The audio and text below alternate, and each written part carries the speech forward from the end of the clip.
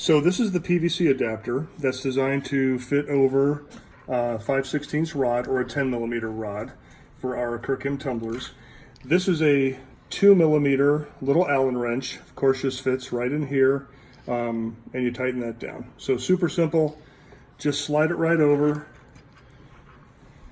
You want to go in probably so it's about an, I don't know, inch or so away from the, sorry, ours is turning right now, from the pulley, and you can go ahead and tighten it.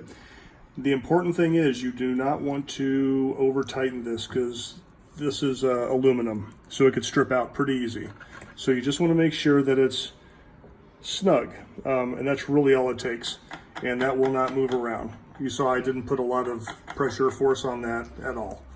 So that's it. And then you can take your PVC and slide it right over.